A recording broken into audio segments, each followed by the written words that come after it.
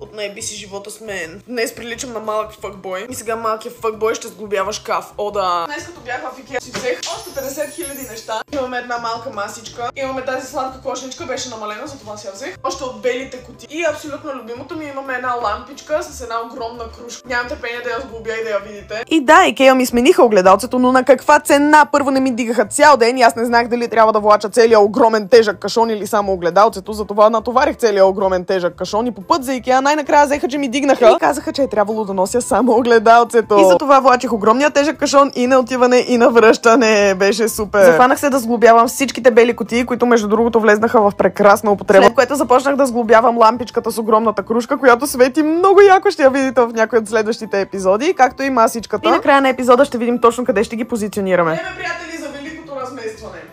Трябва да измислим всичките тези мебели, които съм си купила, как да ги наредя така, че да бъде най-ефикасно и най-много фъншуй, you know.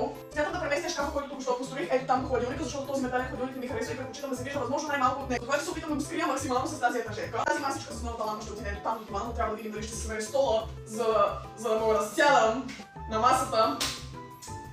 Всичкото това местене отне толкова повече време, отколкото очаквах. Тук в някои кадри може да видите как бързо посядам на дивана, за да видя дали се вижда хубаво телевизора. Дори в тези забързани кадри се личи колко дълго време заставам и объркано размишлявам. Хора, не съм сигурна дали това ще е финалната конфигурация. Ето я масичката, не ми гледайте алкохолчето. Не съм сигурна, в бъдеще сигурно ще го разместя допълнително. Сега ще видим какво мога да разпределя от тези неща по чекмеджето. В следващия епизод най-накрая приключваме хола, така че може да ме последвате, за да не го пропуснете. Ако спешно ви трябва мотивация в живота, може да отидете да изгледате предишните епизоди от поредицата. Бай!